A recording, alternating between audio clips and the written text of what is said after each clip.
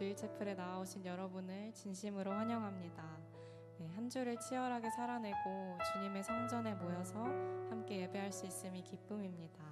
우리 옆에 분들과 인사해 볼까요? 함께 예배함이 기쁨입니다.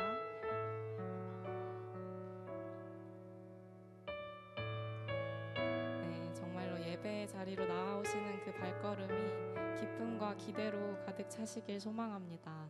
네, 이 시간 한 주께서 주님께서 한 주 동안 주님께서 어떻게 우리와 함께 하셨는지 잠시 생각해 봤으면 좋겠습니다. 우리들의 일상 속에 스며들어 오셔서 역사하고 계시는 하나님을 발견하는 시간 되길 소망합니다. 네, 생각해 보면 우리가 하나님을 찬양할 이유는 정말 넘쳐나는데 그것을 깨닫지 못할 때가 참 많은 것 같습니다. 우리 이 시간 함께 찬양할 때 주님께 온전한 감사와 찬양을 올려드리게 해주십시오. 이 마음 가지고 함께 찬양하길 소망합니다. 네, 가능하신 분들은 함께 자리에서 일어나서 주님을 찬양하겠습니다.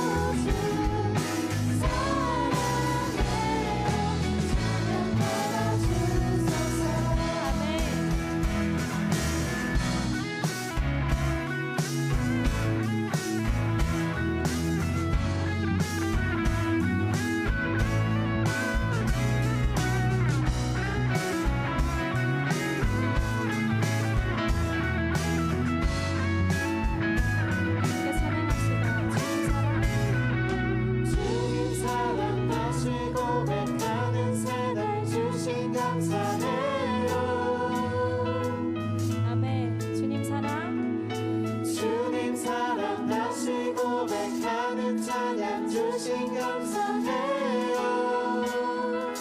다시 한번 주님 사랑 주님 사랑 다시 고백하는 사랑 주신 감사해요.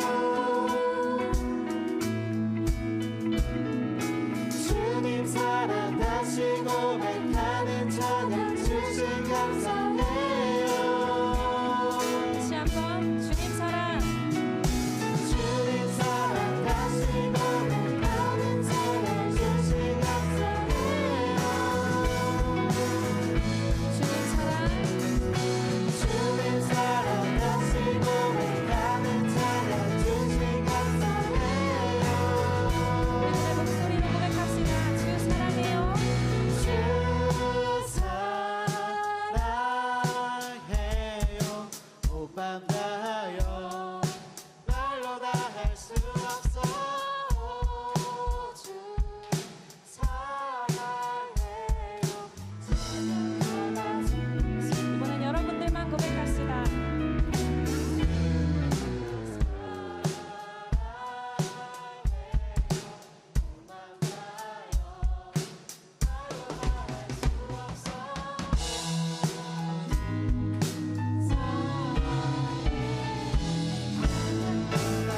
아멘. 주 사랑해요.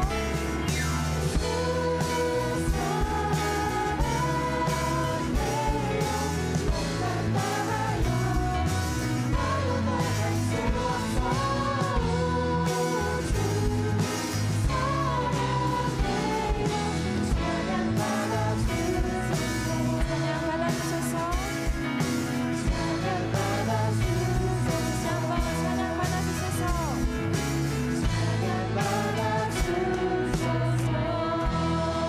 아멘. 우리 주님께 모든 찬양 올려드립시다. 주님 사랑합니다. 주님 감사합니다. 아멘.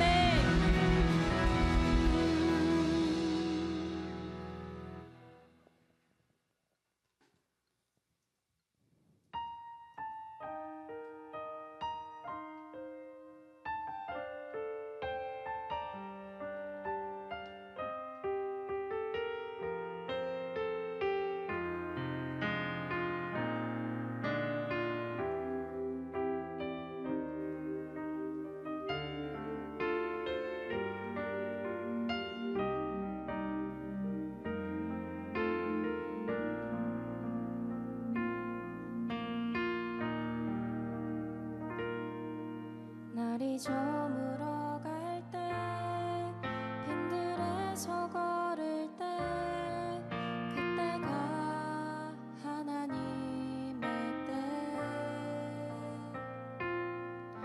내 힘으로 안 될 때 빈손으로 걸을 때 내가 고백해 여호와 이를 날이 저물어 갈 때 날이 저물어 갈 때 빈들에서 걸을 때 그때가 하나님의 때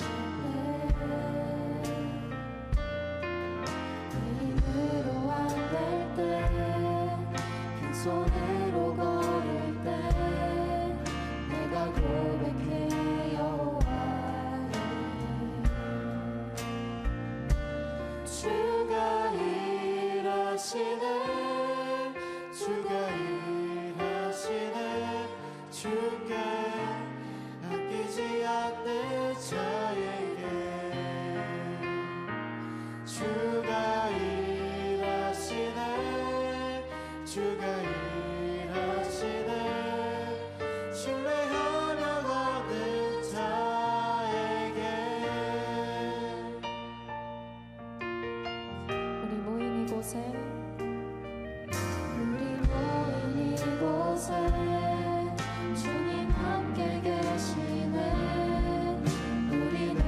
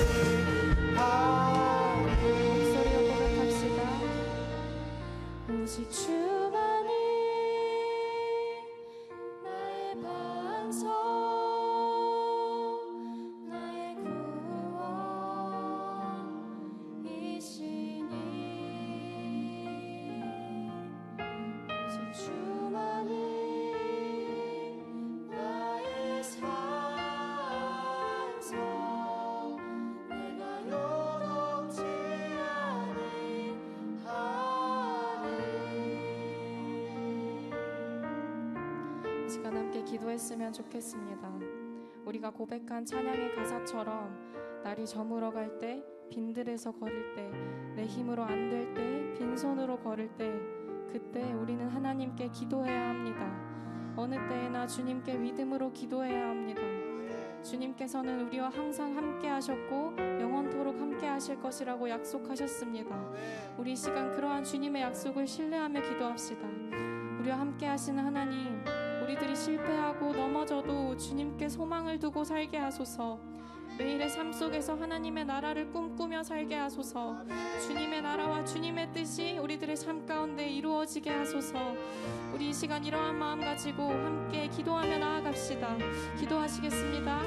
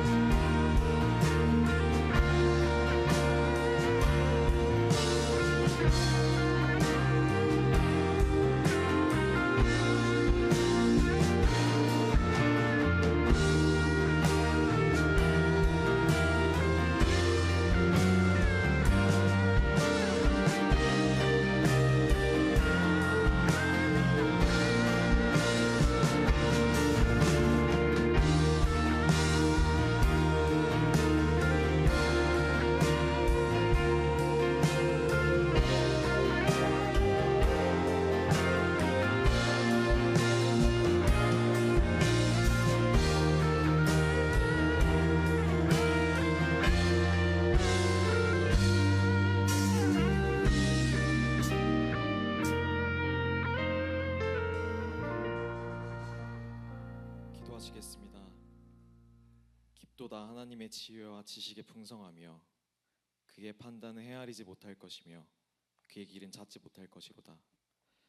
이는 만물이 주에게서 나오고 주로 말미암고 주에게로 돌아감이라. 그에게 영광이 세세 있을지어다. 아멘.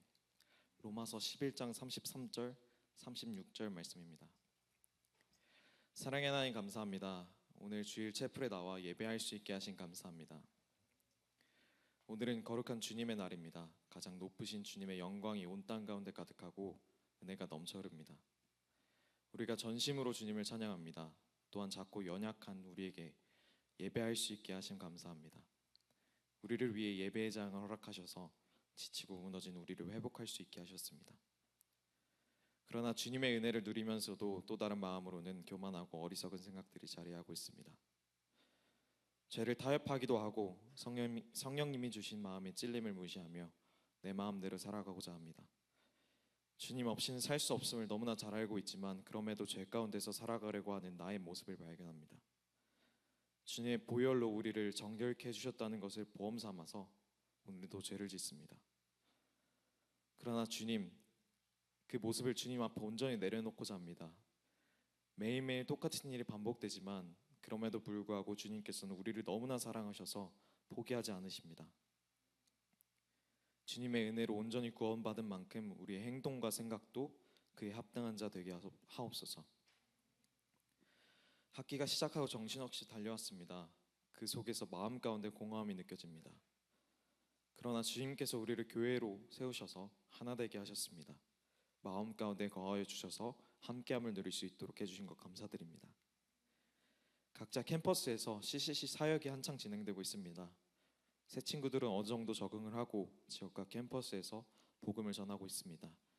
주님, 그들의 마음 가운데 우리를 구원하시려 십자가에 달려 돌아가시고 죽음을 이기신 예수 그리스도의 믿음을 확신해 주시고 담대함과 언어의 지혜를 더하셔서 이들이 캠퍼스 복음화, 민족 복음화에 앞장설 수 있도록 하옵소서.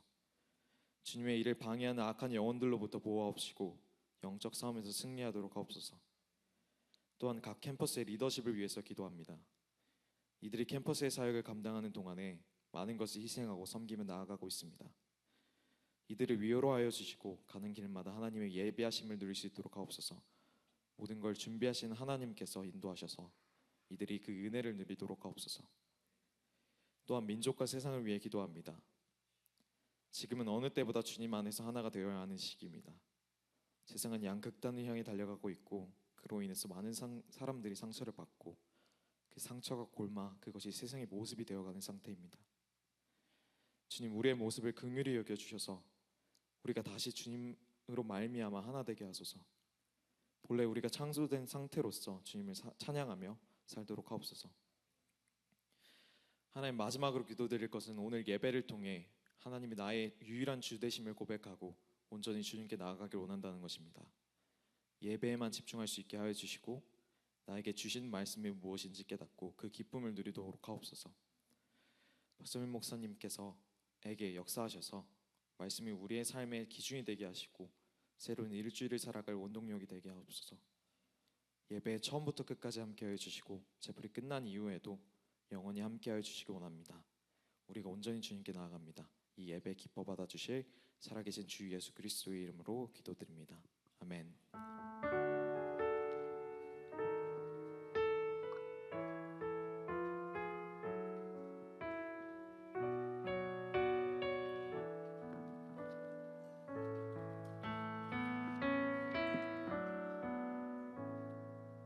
말씀 봉독하겠습니다. 오늘의 말씀은 마태복음 6장 6절부터 13절 말씀입니다.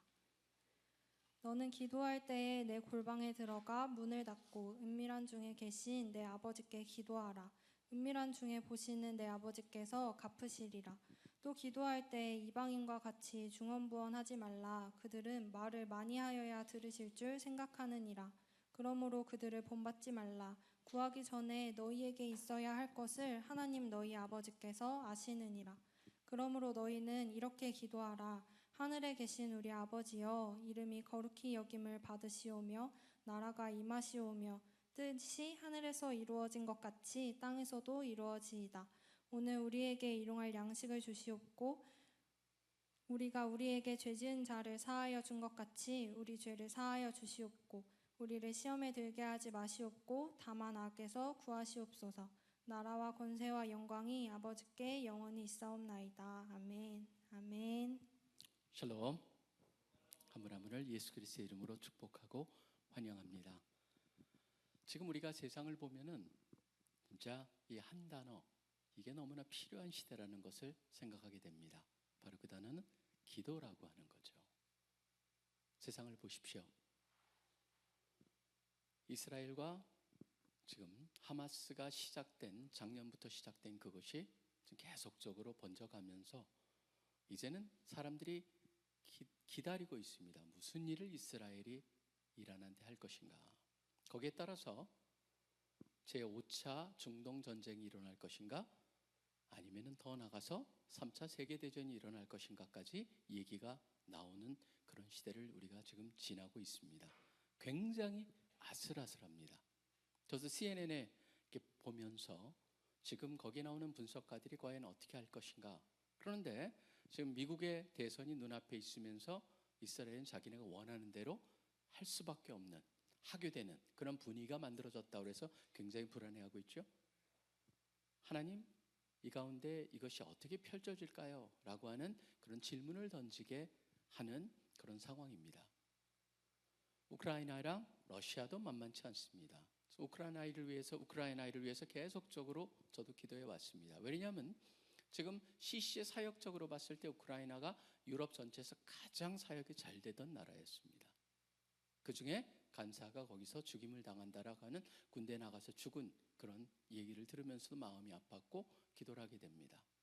과연 서방이 우크라이나한테 지금 탄도미사일을 주면서 러시아 영토 내에 할 수 있다라고 하는, 쏠 수 있다라고 하는 허락만 나주면은 아마 그것도 심각한 상황으로 번질 수 있는 아슬아슬함이 진행되고 있습니다. 그뿐만이 아닙니다. 사실 여러분들이 보시다면요, 지금 우리나라가 얼마 전에도 그게 나왔잖아요. OECD 국가 중에서 자살률이 가장 높은 나라가 우리나라입니다. 이 사회도 보면서 어떤 그런 기사를 접할 때마다 마음이 무너집니다. 어떻게 하다 우리나라가 이렇게 되었을까? 주여, 지금 어디로 우린 가고 있습니까? 라는 질문을 던지게 됩니다.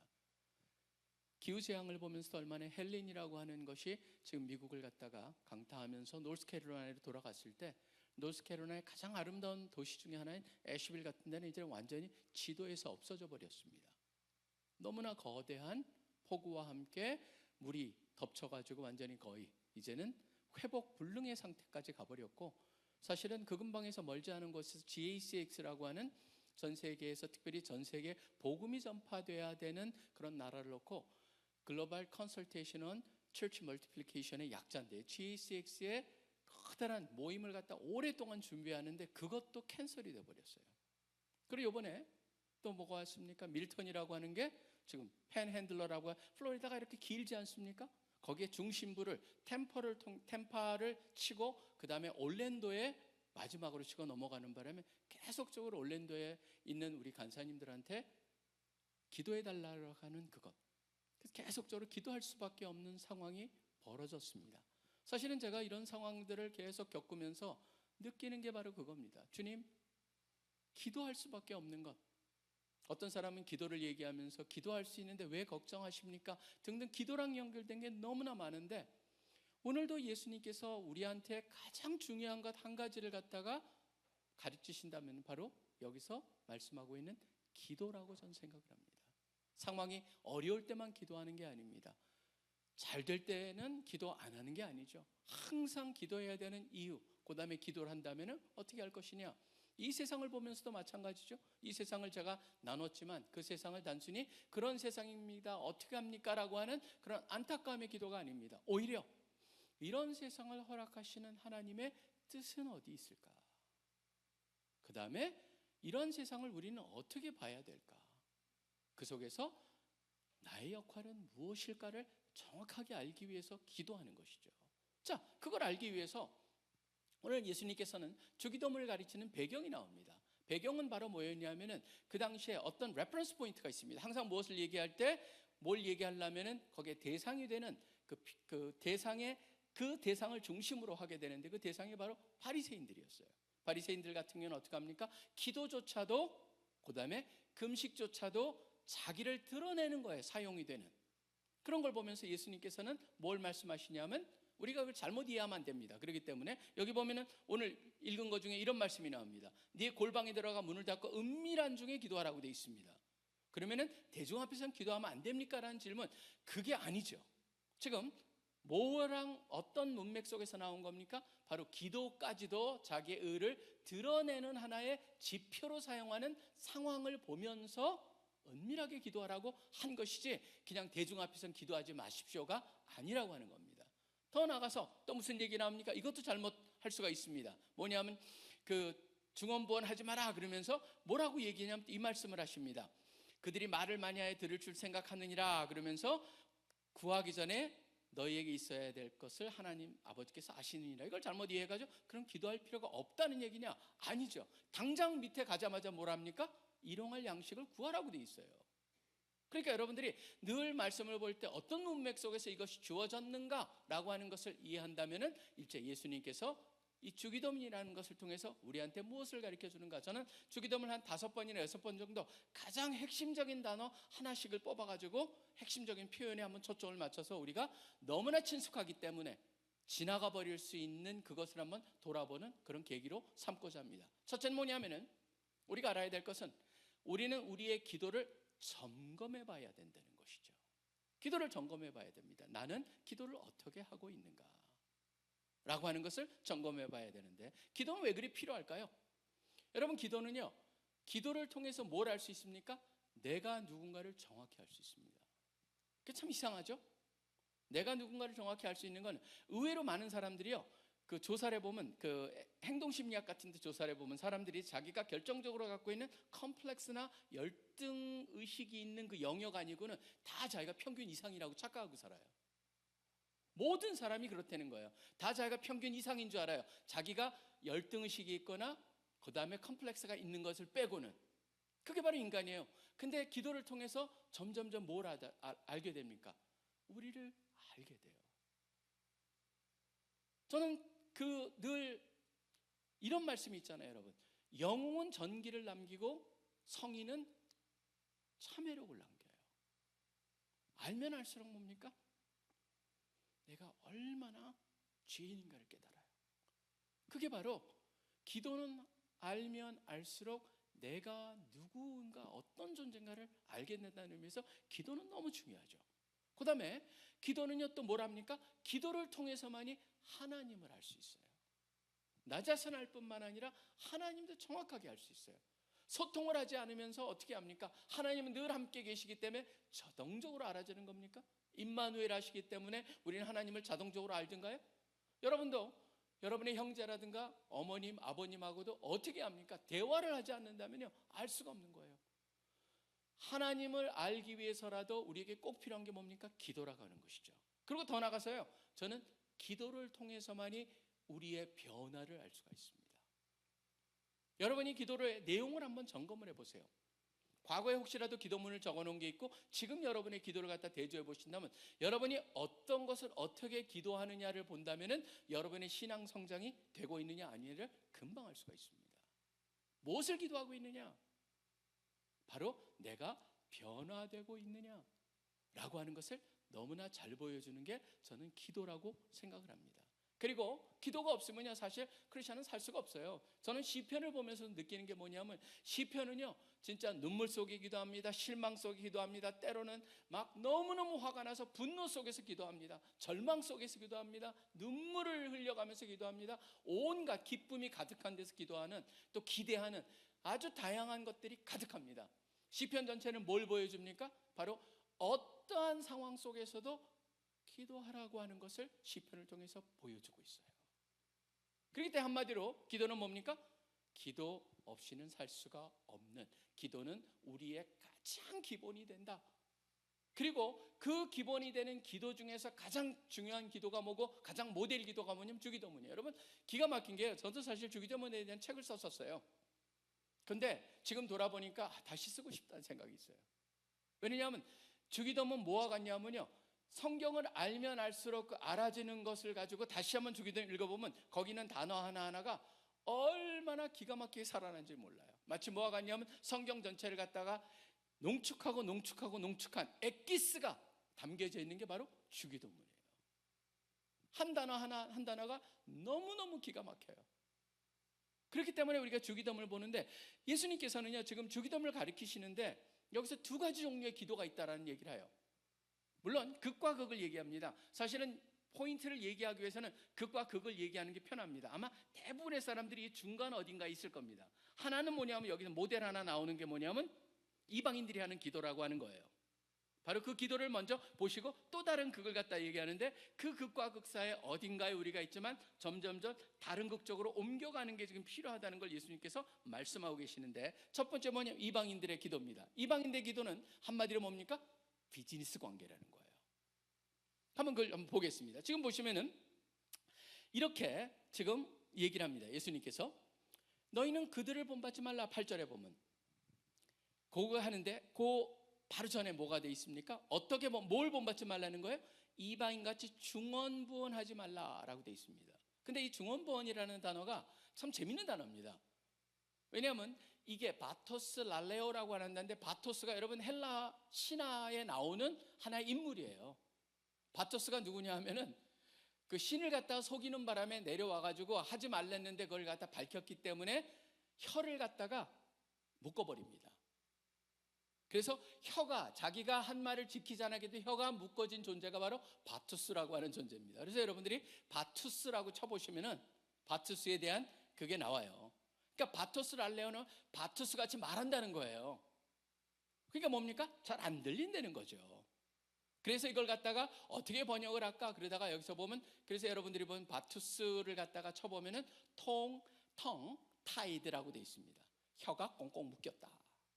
그러니까 뭐 이상한 알아들을 수 없는 거를 마구 외치는 그런 거죠. 근데 그걸 갖다가 부연 설명을 하고 있습니다. 뭐라고 부연 설명을 합니까? 그 다음에 보면은 중언부언이라고 하는 것을 말을 많이 하여야 라고 하는 표현이 되어 있습니다. 결국 뭐냐면은 이방인들은 뭡니까? 말을 많이 해야 된다. 그러다 보니까 거기에 보면 여러분들이 그 폴리라고 하는 단어들을 갖다 우리 영어에 보면 많이 쓰이잖아요. 여기도 그 많이 써요. 폴리하고 말한다. 그러니까 많이 말하는 것, 그거 자체를 갖다 얘기하고 있어요. 사실 저는 이걸 보면서 느끼는 게 뭐냐면요, 이방인, 그러니까 다른 종교랑 기독교의 가장 커다란 차이는 무엇일까요? 라고 하면 기도에서 금방 차이가 납니다. 기도는 뭡니까? 다른 이방 모든 종교는 어떻게 되어 있냐면요, 신한테 자기가 원하는 것을 구하기 위해서 어떻게 해야 돼요? 많이 갖다 바쳐야 돼요. 그러니까 많이라고 하는 것이, 여기엔 언어에 예수님께서 말씀을 통해 가지고 말씀을 하지만 그뿐만이 아닙니다. 뭡니까? 많이 갖다 줘요. 그러니까 기도가 안 된다고 그랬을 때 이방 종교들이 쓰는 게 있죠? 표현이 정성이 부족하다라는 겁니다. 사실은 저는 이게 바로 세상에서 하는 일반적인 상식적인 기도에 대한 생각이에요. 많이 해야 되고 갖다 바쳐야 되고 give 해야지 take 할 수 있다라고 하는 그 비즈니스 원리로 모든 것들이 진행이 되고 있다라는 겁니다. 한마디로 모든 게 뭡니까? give and take입니다. 근데 왜 그럴 수밖에 없을까요? 모든 종교가 그렇게 돼 있어요. 다른 종교는 다 어떻게 돼 있습니까? 이렇게 살아야 된다라고 얘기합니다. 이렇게 해야 된다라고 얘기합니다. 그러니까 그렇게 살아야 되고 그렇게 되기 위해서 뭘 합니까? 계속적으로 노력하는 거예요, 스스로요. 그러니까 모든 창시자들은 다 길을 지시하는 자입니다. 근데 우리 기독교만 어떻게 되어 있습니까? 예수님은 내가 길이에요. 예수님이 길이에요. 그렇기 때문에 예수님하고 그 길을 가리키는 사람들하고는 수준이 다르죠.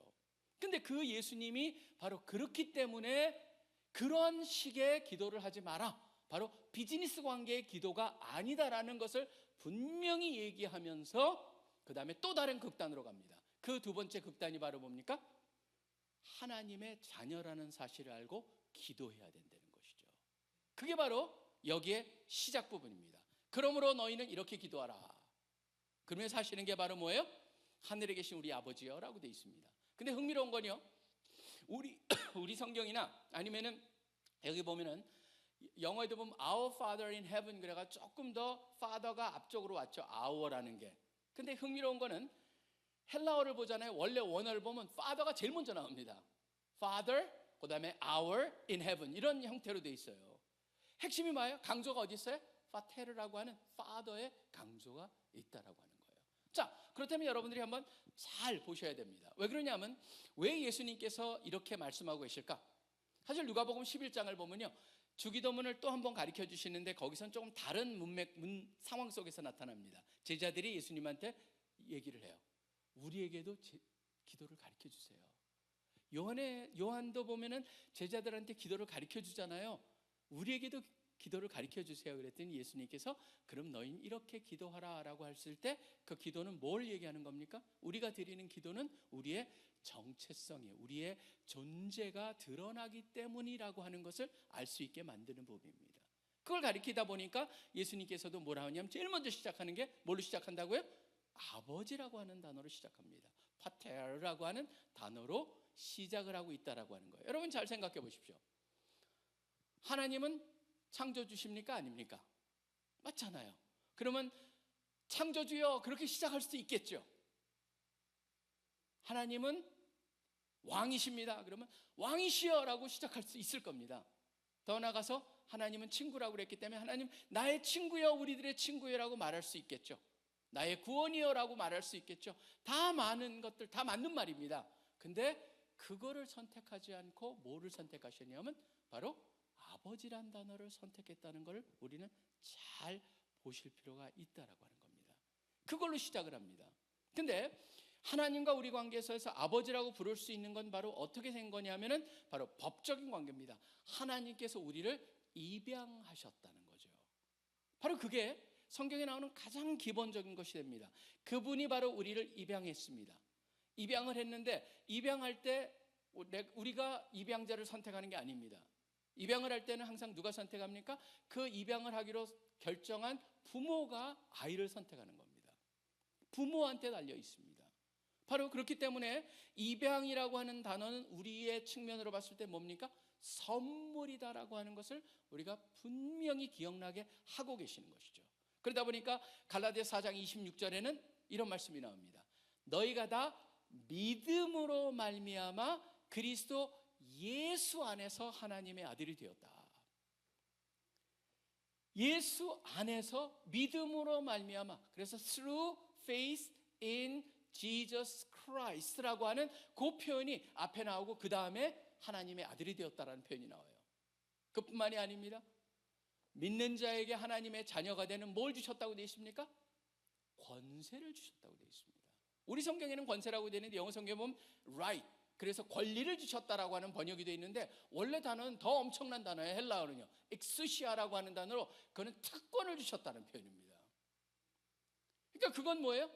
우리가 받았다는 거예요. 그렇기 때문에 받았다고 하는 것은 굉장히 중요한 우리의 정체성에서 핵심이 되는 겁니다. 이게 핵심이 될 때, 이것이 분명히 알 때만이 우리가 아버지라고 부를 때 그 의미를 갖다가 온전히 알 수 있게 된다는 거예요. 바로 그것이 우리 기도할 때, 왜 우리는 하나님을 향해서 기도할 때 아버지라는 말을 제일 먼저 쓰느냐? 바로 우리는 선물로 믿음 안에서 예수 그리스도 안에서 입양되어서 예수님과 함께 공동의 첫째 뭐를 갖게 됐습니까? 상속자가 되었다는 거예요. 여러분, 상속자가 되었다는 건 굉장히 중요합니다. 어떤 상속입니까? 사실은요, 이거는 너무나 엄청나서 이해하기도 힘들어요. 여러분, 잠깐 한번 어딜 보시길 원하냐면요, 로마서 8장을 한번 보시기 바랍니다. 로마서 8장을 보시면요, 저는 이걸 갖다가 어떻게 이해해야 될지 모르겠어요. 왜 그러냐면 너무나 엄청나기 때문에 성경에서 풀어놓지도 않았어요. 풀어놓지도 못할 것 같아요. 왜냐하면 인간의 언어로 표현이 안 되는 거예요. 마치 뭐와 같냐면 사도 바울이 세 번째 하늘에 올라갔을 때, 그러니까 3층 천이라고 옛날에 번역되어 있는 거기에 갔을 때 도저히 표현할 수가 없는 그런 황홀함, 그걸 얘기하듯이 표현이 되어 있어요. 여기에도 보면요, 뭐냐면 로마서 8장 한번 보십시오. 18절 보시면은, 생각하건대 현재가 우리가 당하는 고난, 즉 로마서를 향해서 거기에 있는 교인들이 당하는 그런 고난이 있을지라도 현재의 고난은 장차 우리에게 나타날 영광과 비교할 수 없다라고 되어 있어요. 여기서 영광이란 단어가 나옵니다. 그뿐만이 아닙니다. 지금 이 피조물, 지금도 보면은 얼마나 지금 세상이 지구 온난화니 문제가, 지구 온난화가 아니고 지구 완전히 이제는 뭐가 되어 있습니까? 완전히 열대화가 지금 우리한테도 이루어지고 있잖아요.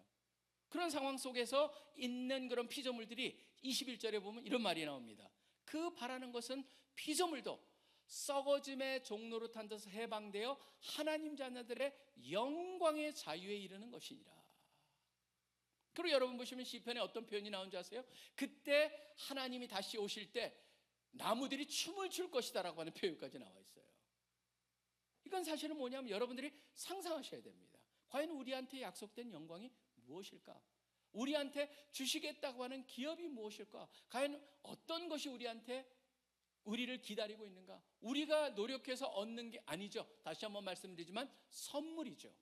우리한테 주시겠다고 한 그것이 얼마나 대단한 것이 우리를 기다리고 있는가라고 하는 것을 우리가 아버지라고 부를 때 기억을 해야 된다는 것이죠.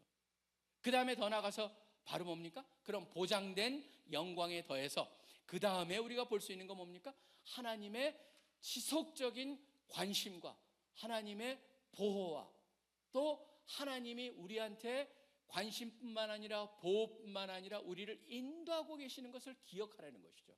우리가 바로 부모님이 그렇습니다. 여러분들 나중에 여기에 지금 부모님 되신 분도 몇 분 있지만 저도 제가 아이를 키우다 보니까 그 아이가 이제 다 성인이 됐음에도 불구하고 뭡니까? 늘 보면은 마음에 제가 있어요. 잘 되기가 또 어려웠다 그러면은 어려움 때문에 그 아이가 겪는 어려움 때문에 내가 더 힘들다라고 하는 그런 느낌. 아이가 옛날에도 아팠을 때 뭐가 있었냐면 치킨박스가 걸렸어요. 수두가 걸려서 막 있는데 제가 그런 생각이 들더라고요. 하나님, 저 수두가 나한테 걸리게 해주세요.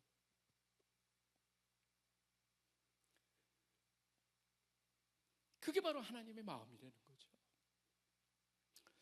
전 사실 우리가 성경에서 너무나 많이 나오는 표현이지만 그런 표현을 많이 생각해요.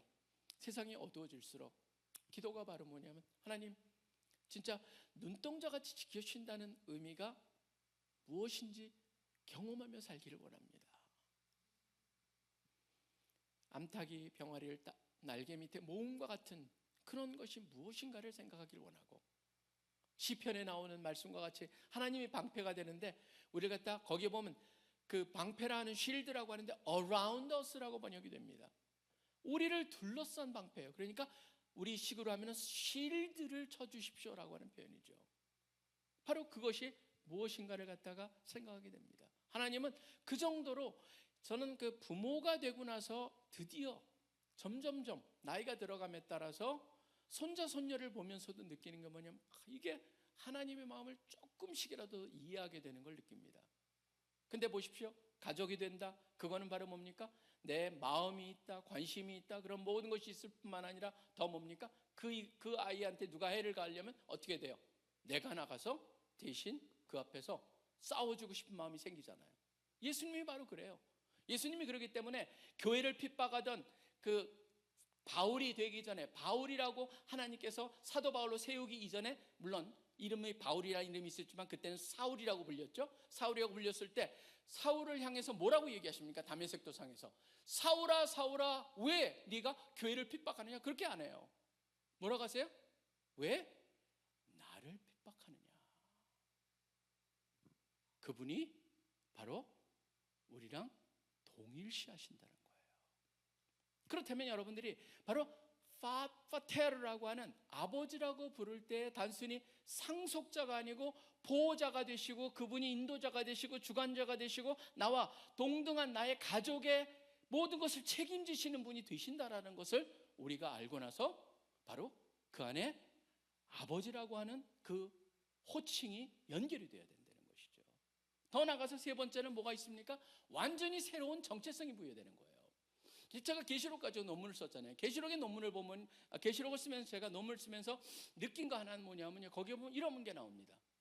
새 이름이라는 단어가 여러 번 나와요. 새 이름이라고 하는 거는 제 이름이 뭐 다른 이름으로 바뀌었다라는 게 아니에요. 뭐냐 하면 이름이라고 하는 건 늘 성경 속에서는 정체성이거든요. 새로운 이름은 뭡니까? 새로운 정체성이 부여되었다라는 거예요.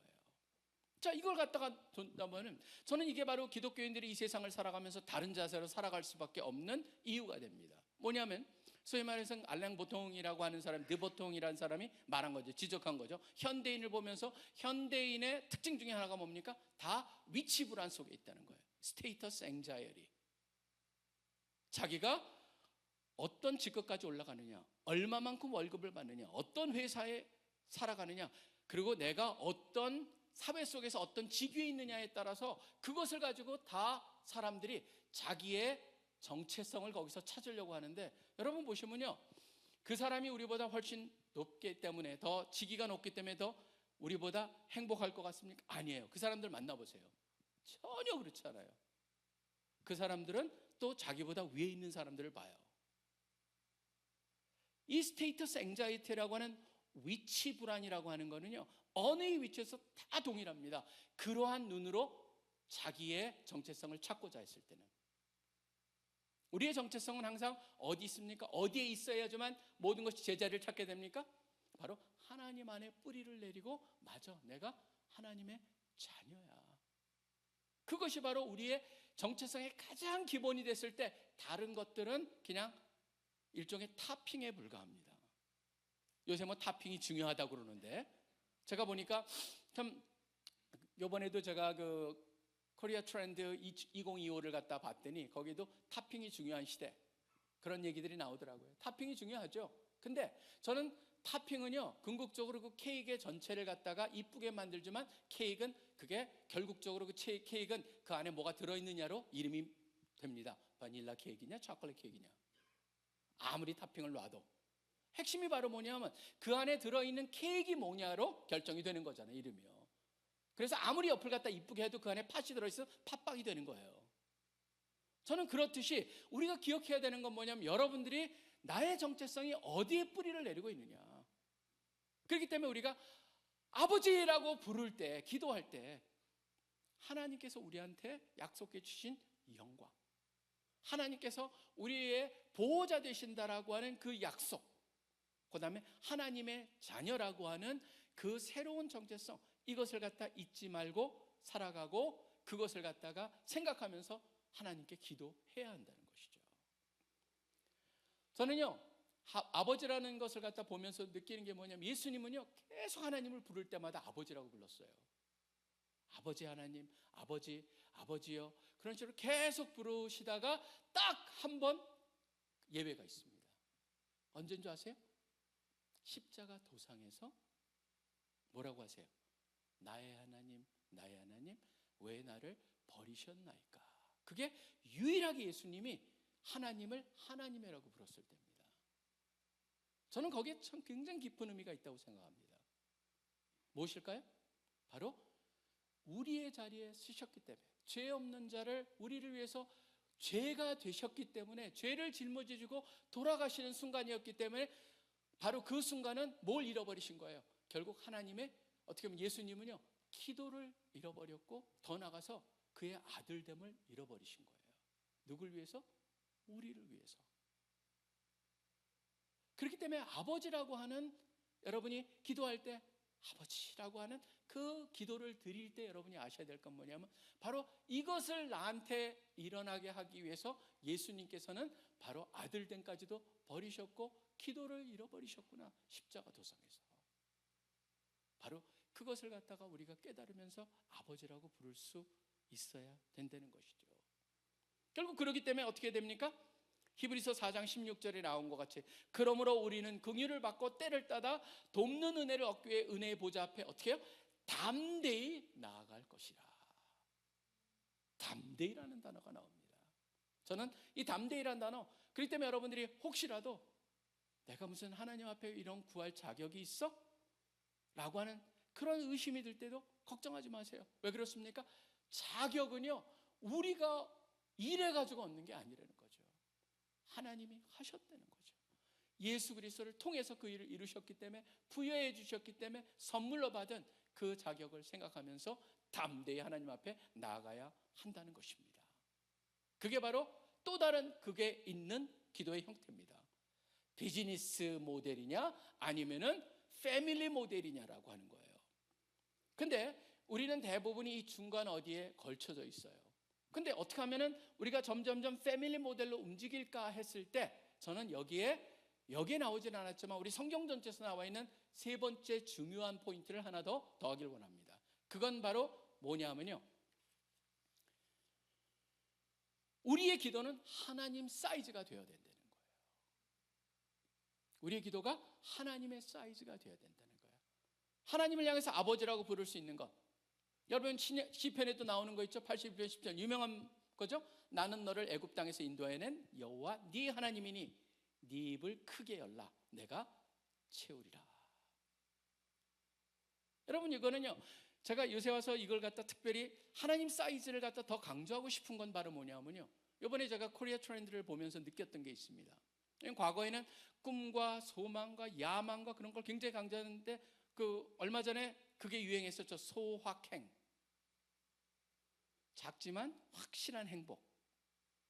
아주 그 무라카미 하루키의 그 말을 갖다가 가져와 가지고 그 사람도 모르는 건데 어떻게 보면 우리나라에 유행이 됐어요. 근데 그게 이제는 그것도 아니라는 거 더 됐어요. 뭔지 아세요? 아보하라는 말 들어봤습니까? 아주 보통인 하루. 그게 안 쓰는 말이에요? 근데 왜 그 트렌드에 나왔을까?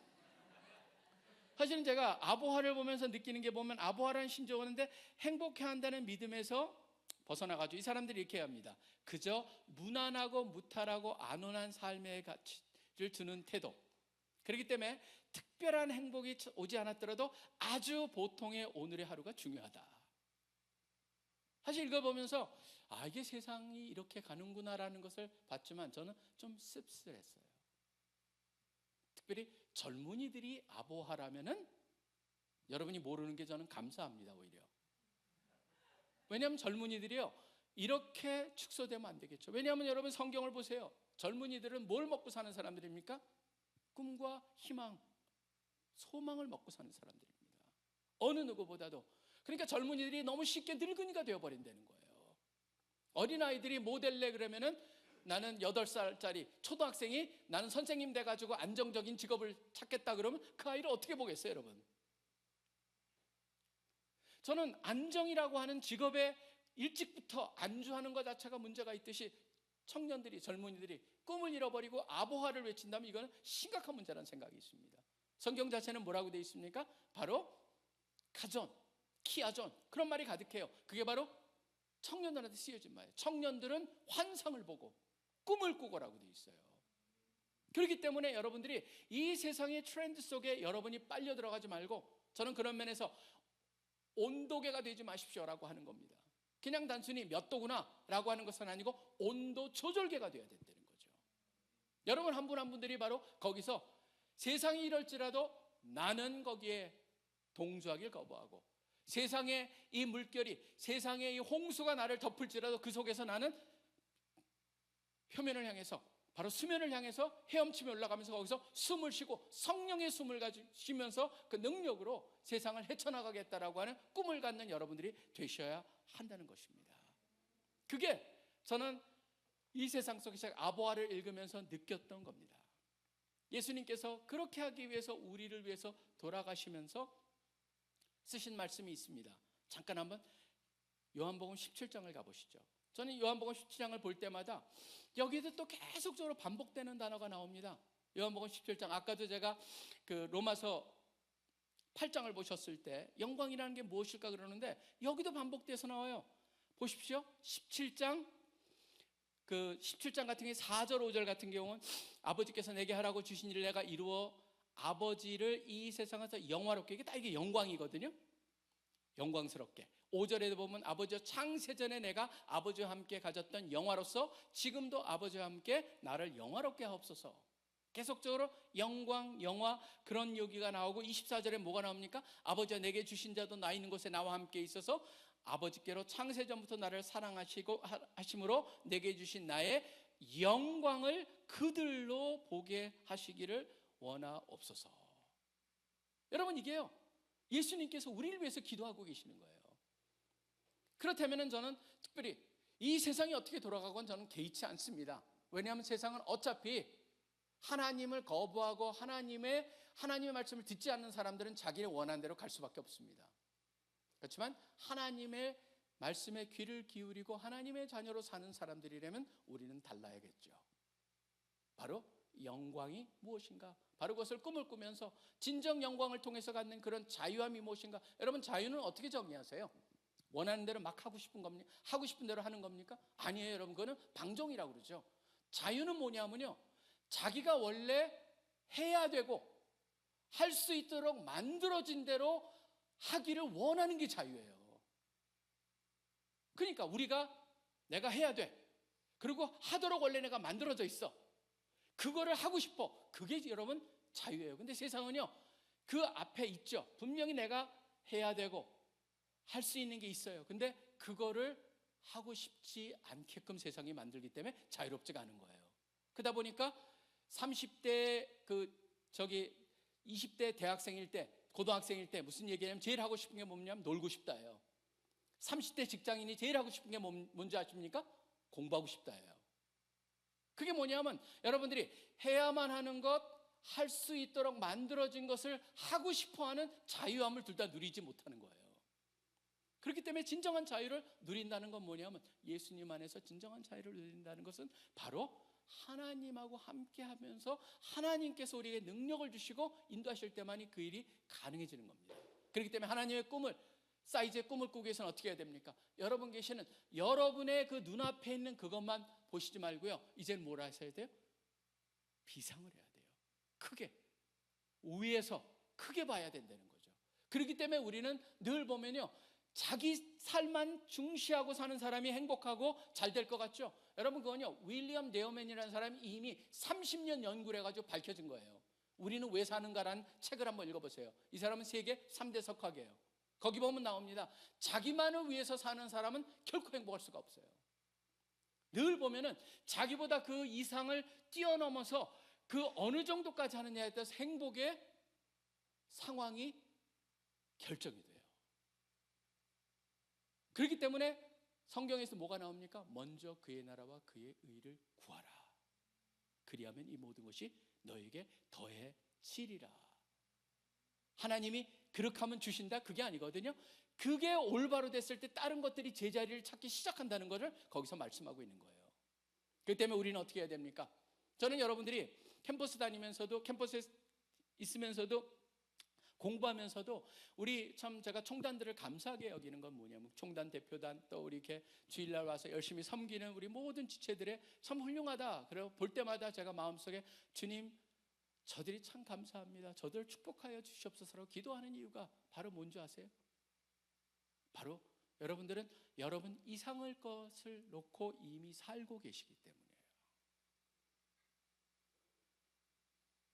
이사야서 62장 6절과 7절을 보시면은 이 두 개의 긴장감이 참 잘 나타나 있습니다. 그거를 해가지고 오늘 말씀을 마치도록 하겠습니다.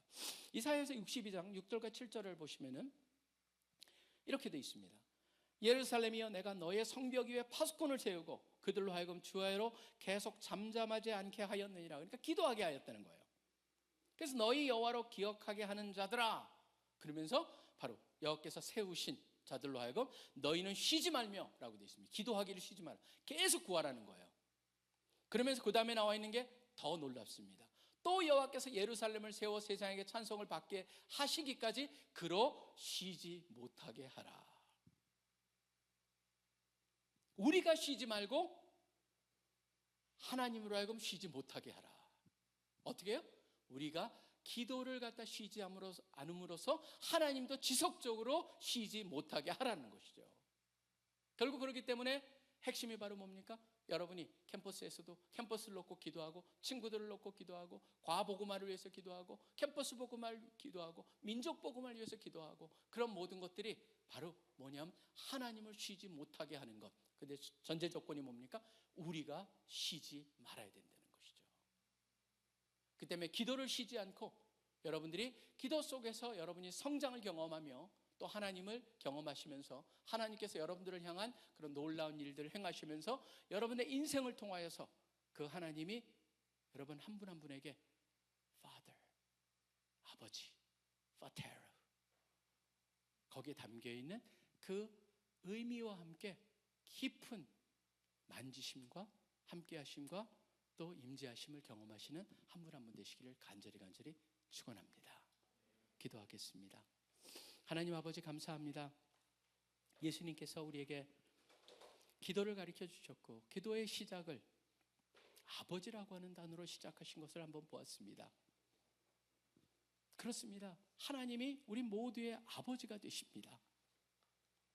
그런데 언제부턴가 우리가 세상에서 살다가 보니까 세상의 영향을 받아서 아직도 비즈니스적인 그런 모델을 가지고 기도를 접근할 때가 있습니다. 그래서 어떤 기도를 드렸는데 하나님께서 안 들어준다고 응답이 없을 때, 내가 원했던 대로 일이 진행되지 않았을 때, 내가 혹시라도 하나님을 섭섭하게 했는가, 하나님한테 무슨 잘못을 했는가라고 하는 식으로 의심의 눈으로 상황을 바라보고 있지 않는지 돌아보게 하여 주시옵소서.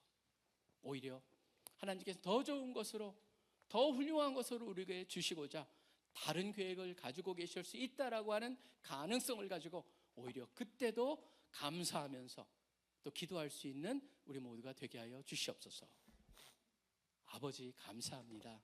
아버지라 부를 수 있는 특권을 주시니 감사합니다. 아버지 사이즈로, 아버지의 마음의 그 크기만큼 우리도 그것을 닮아가면서 기도할 수 있는 모두가 되게 하여 주시옵소서. 감사합니다. 이 모든 기도 살아계셔 역사하고 계시는 예수 그리스도 이름으로 간절히 기도합니다. 아멘.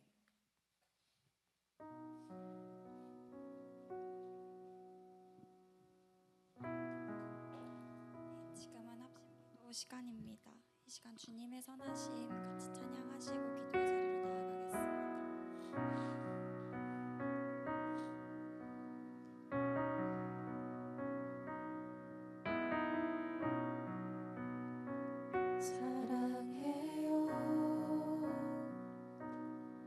신실하신 나의 주님,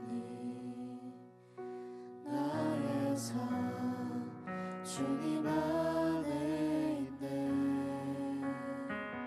눈을 뜨는 아침부터 나 잠들기까지 우선하신 주를 노래하리.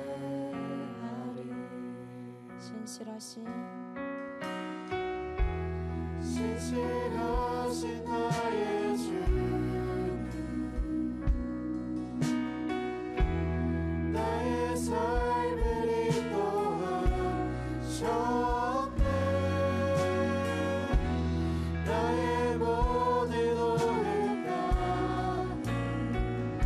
우선하신 주를 노래하니 신실하신 나의 주 나의 삶을 인도하셨네 나의 모든 오른가 선하신 주를 노래하리 주님의 선하신 날 인도하시네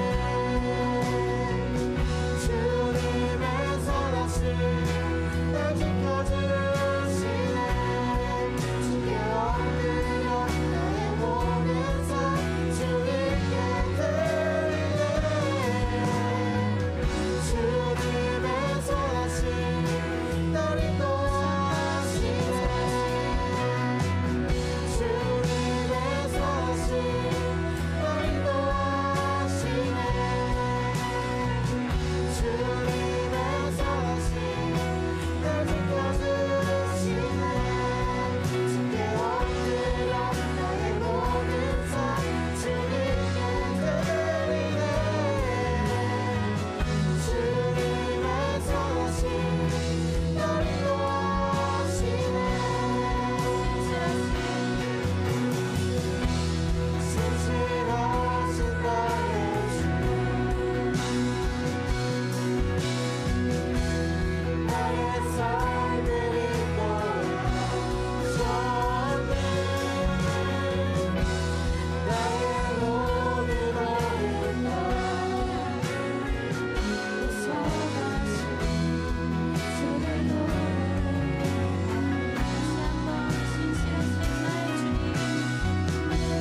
신실하신 나의 주 나의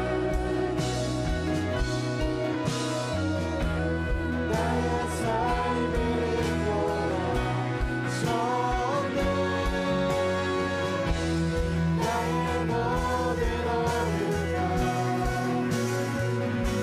선하신 주를 노래하리 이 시간 먼저는 우리의 기도의 대상을 두고 같이 묵상했으면 좋겠습니다. 제가 읽은 한 책에서 목사님이 이렇게 표현을 하셨는데요.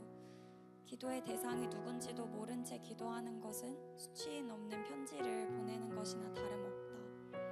이 시간 여러분 누구에게 기도하는지조차 알지 못해서 허공에다가 목소리를 흩뿌리는 하나님을 알지 못하는 이방인처럼 기도하지 맙시다. 오늘 본문 말씀에서 예수님께서 우리의 수치인이 누구라고 정확히 짚어주십니까? 영접하는 자 곧 그 이름을 믿는 자들에게는 하나님의 자녀가 되는 권세를 주셨으니 오늘 본문과 동일한 상황에 쓰여진 누가복음에서는 예수님께서 기도에 관해 가르치셨을 때 마지막으로 이 한마디를 덧붙이셨습니다.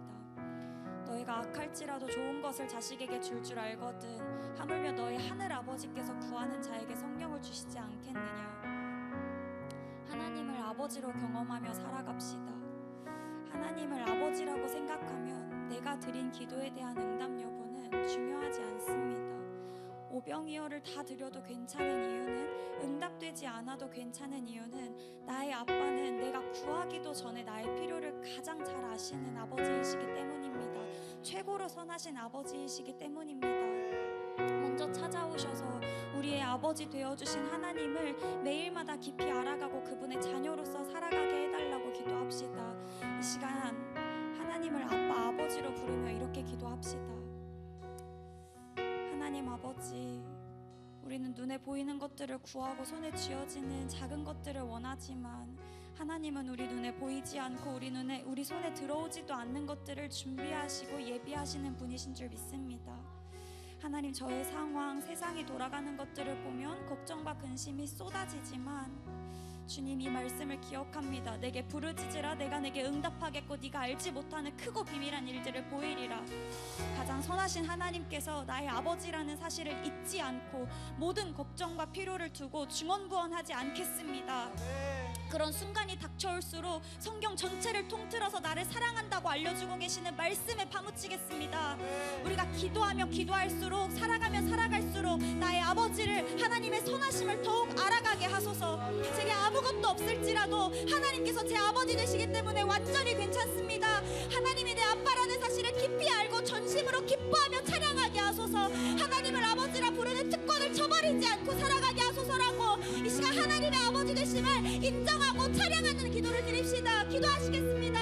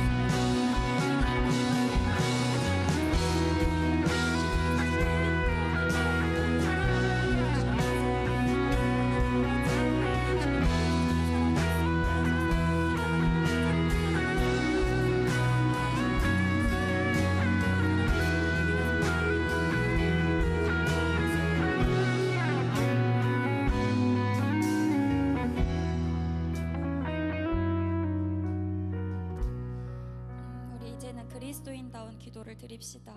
그리고 우리의 형제 자매된 그리스도인들이 역시나 그 역할에 걸맞는 기도를 드리기를 중보합시다. 예수님께서 가르치신 주기도문에서 아버지를 부르는 것에서부터 기도를 시작하는 건 하나님 아버지의 이름을 망령되이 부르지 않고 그 이름에 걸맞는 삶을 살겠다는 결단입니다.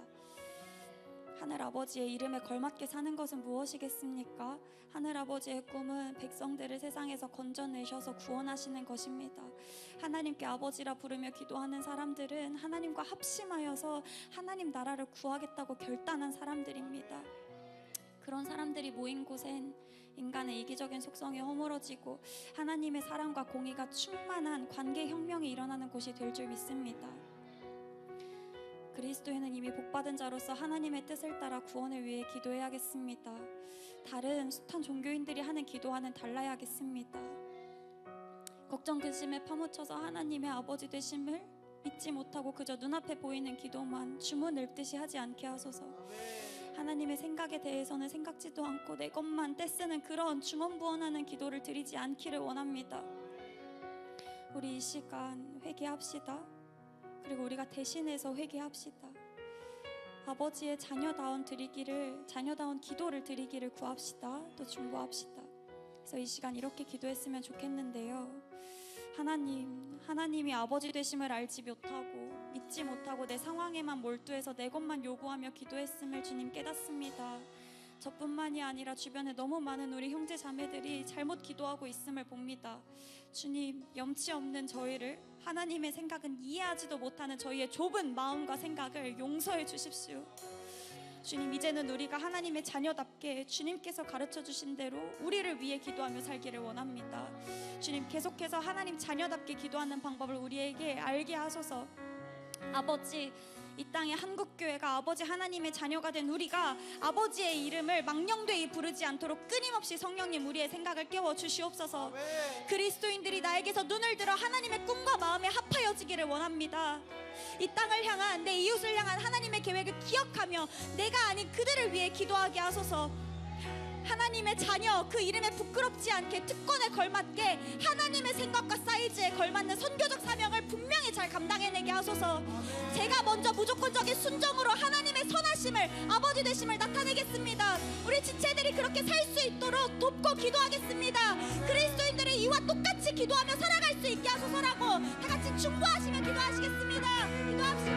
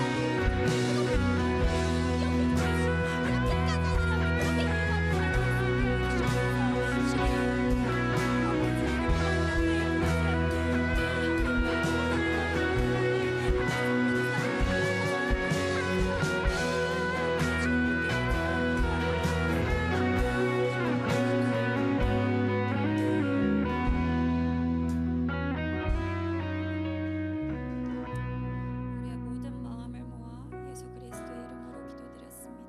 아멘. 지금은 헌금 시간입니다. 자리에서 일어나셔서 함께 찬양하며 준비하신 예물 올려드리겠습니다.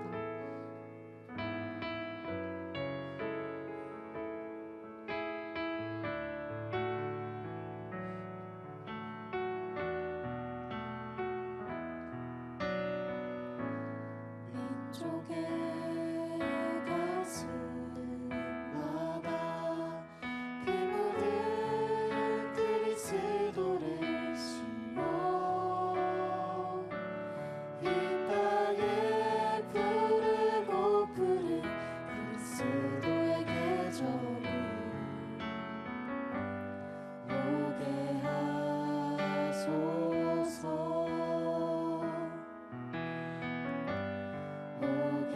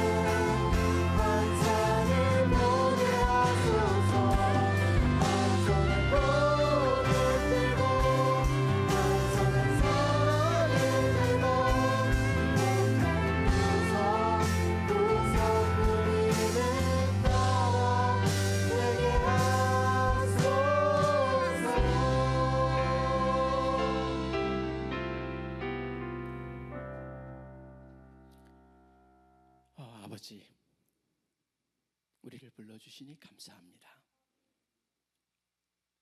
오늘 말씀을 통하여서 다시 한번 우리 모두가 아버지의 자녀들이라는 것을 분명히 깨닫고 기도할 때뿐만 아니라 우리가 삶을 살아가는 데 있어서 늘 그것을 잊지 않고 살아갈 수 있도록 또 다시 한번 말씀해 주시니 감사합니다. 험한 세상에서 주님이 우리를 향해서 지켜주시며 인도하시며 또 보호하시며 나아가실 거에 대한 확신을 가지고 우리가 살아갈 수 있도록 하여 주시옵소서. 오늘 주님께서 허락하신 재물의 일부를 주님께 드렸습니다. 귀하게 놀랍게 주님의 영광을 위해서 사용하여 주시고 주님의 나라가 확장되게 하시며 또 우리가 보내심을 받은 그런 캠퍼스의 복음을 위해서 기도하며 그 기도함을 쉬지 않으므로 하나님을 쉬지 않게 하는 우리들 모두가 되게 하여 주시기를 소원합니다.